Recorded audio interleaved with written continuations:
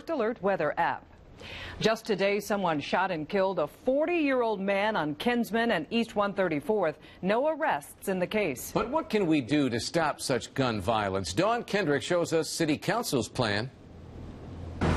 It is a question this group has been trying to answer since 2011. They have come up with these called the White Paper Recommendations. Ironically, they met here today at the Boys and Girls Club to do a final discussion of them at the Boys and Girls Club, where they have had 8 of their kids either gunned down or stabbed in this city just so far this year. But the Boys and Girls Club is also the place where the majority of boys and girls who come through here go on to graduate and avoid a life of crime.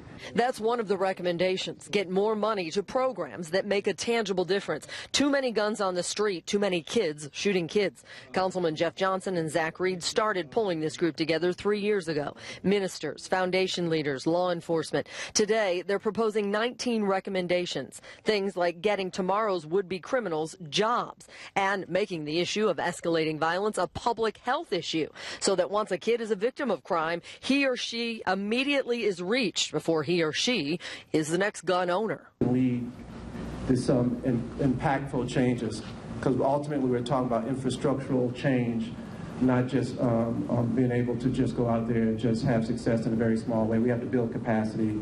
We have to determine what works, what doesn't work. About 20 good people dressed up in suits and ties trying to turn the tide. But what about the kids who are fighting the war on gun violence up close and personal? You felt like you could have been a statistic.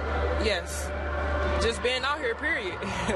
You could be in a place, at a certain place at the wrong time and something could just jump off and happen, you know, unnecessary violence. The committee did vote today to go ahead and turn these recommendations over to City Council. Now the big challenge will be to see just how they end up implementing them so that we see some tangible results. I'm Dawn Kendrick reporting from Cleveland's East Side, 19 Action News. Thank you, Dawn.